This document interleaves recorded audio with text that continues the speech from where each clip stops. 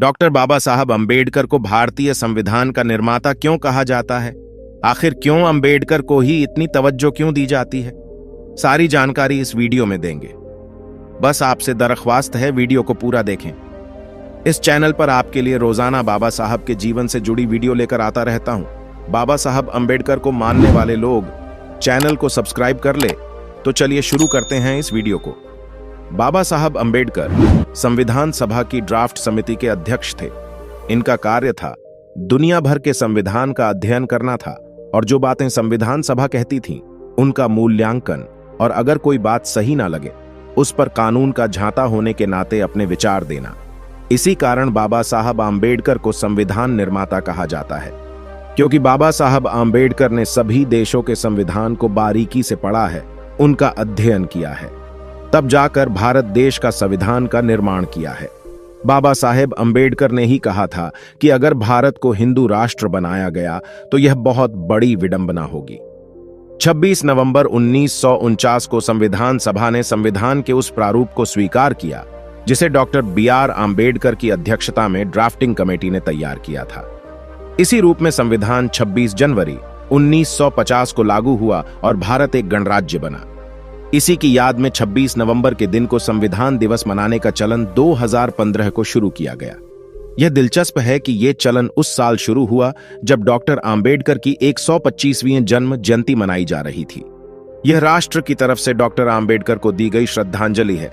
सवाल उठता है कि संविधान सभा की ज्यादातर बैठकों में औसतन 300 सदस्य मौजूद रहे और सभी सदस्यों को संविधान के निर्माण में समान अधिकार प्राप्त था, तो आखिर क्यों डॉक्टर आम्बेडकर को ही संविधान का मुख्य वास्तुकार या निर्माता कहा जाता है?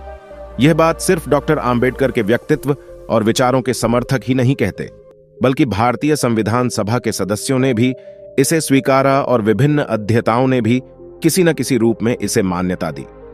नेहरू के आत्मकथा लेखक माइकल ब्रेचर ने आम्बेडकर को भारतीय संविधान का वास्तुकार माना और उनकी भूमिका को संविधान के निर्माण में फील्ड जनरल के रूप में रेखांकित किया।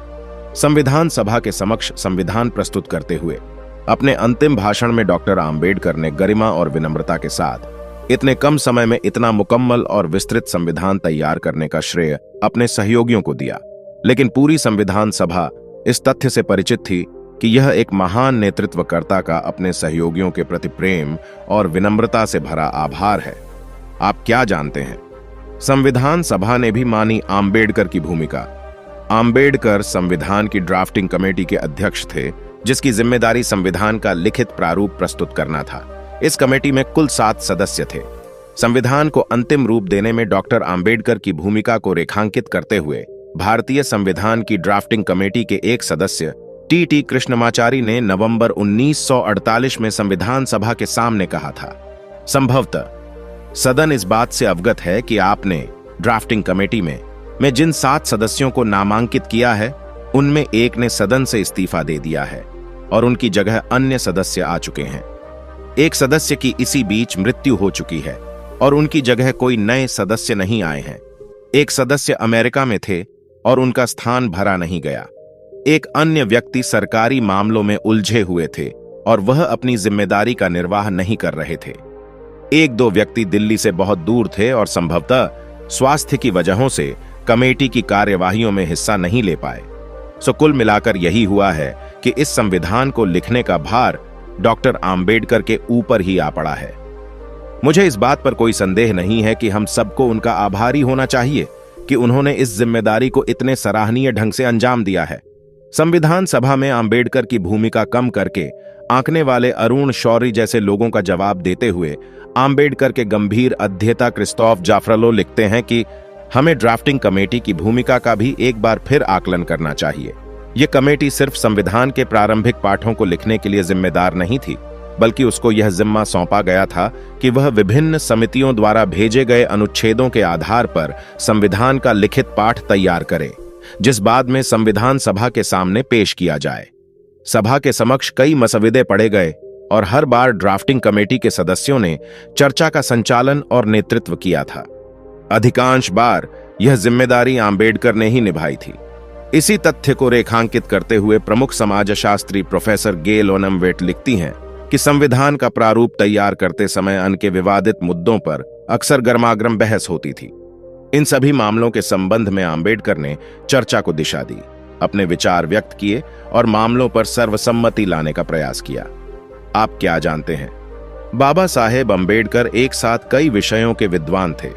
आंबेडकर उन चंद लोगों में शामिल थे जो ड्राफ्टिंग कमेटी का सदस्य होने के साथ साथ शेष 15 समितियों में एक से अधिक समितियों के सदस्य थे। संविधान सभा द्वारा ड्राफ्टिंग कमेटी के अध्यक्ष के रूप में उनका चयन उनकी राजनीतिक योग्यता और कानूनी दक्षता के चलते हुए था। संविधान को लिखने, विभिन्न अनुच्छेदों प्रावधानों के संदर्भ में संविधान सभा में उठने वाले सवालों का जवाब देने, विभिन्न विपरीत और कभी-कभी उलट से दिखते प्रावधानों के बीच संतुलन कायम करने और संविधान को भारतीय समाज के लिए एक मार्गदर्शक दस्तावेज के रूप में प्रस्तुत करने में डॉक्टर आंबेडकर की सबसे प्रभावी और निर्णायक भूमिका थी। स्वतंत्रता, समता, बंधुता, न्याय, विधि का शासन, विधि के समक्ष समानता, लोकतांत्रिक प्रक्रिया और धर्म, जाति, लिंग और अन्य किसी भेदभाव के बिना सभी व्यक्तियों के लिए गरिमामय जीवन भारतीय संविधान का दर्शन एवं आदर्श है। ये सारे शब्द डॉक्टर आंबेडकर के शब्द और विचार संसार के बीच शब्द हैं। इस शब्दों के निहितार्थ को भारतीय समाज में व्यवहार में उतारने के लिए वे आजीवन संघर्ष करते रहे। इसकी छाप भारतीय संविधान में देखी जा सकती है। संविधान पर डॉक्टर आंबेडकर की छाप। भारत का नया संविधान काफी हद तक 1935 के गवर्नमेंट ऑफ इंडिया एक्ट और 1928 के नेहरू रिपोर्ट पर आधारित है, मगर इसको अंतिम रूप देने के पूरे दौर में आंबेडकर का प्रभाव बहुत गहरा था। डॉक्टर आंबेडकर भारतीय संविधान की सामर्थ्य एवं सीमाओं से भी बखूबी अवगत थे। इस संदर्भ में उन्होंने कहा था कि संविधान का सफल या असफल होना आखिरकार उन लोगों पर निर्भर करेगा जिन पर शासन चलाने का दायित्व है। वे इस बात से भी बखूबी परिचित थे कि संविधान ने राजनीतिक समानता तो स्थापित कर दी है, लेकिन सामाजिक और आर्थिक समानता हासिल करना बाकी है, जो राजनीतिक समानता को बनाए रखने लिए भी जरूरी है। भारत के संविधान के निर्माता डॉक्टर भीमराव अंबेडकर को संविधान का जनक कहा जाता है, क्योंकि उन्होंने भारत के संविधान का निर्माण आधारभूत अधिकारों, स्वतंत्रता और समानता के मूल्यों पर रखते हुए किया था। उन्होंने संविधान संशोधन आयोग के अध्यक्ष के रूप में काम किया था, जिसके बाद 1950 में भारत का संविधान लागू हुआ था। अंबेडकर ने संविधान बनाने के दौरान समाज के निचले वर्गों के हितों को ध्यान में रखा था और समानता के लिए अधिकारों का वितरण और उनके संरक्षण के लिए उच्चतम कानूनी प्रणाली को बनाए रखने का प्रयास किया था।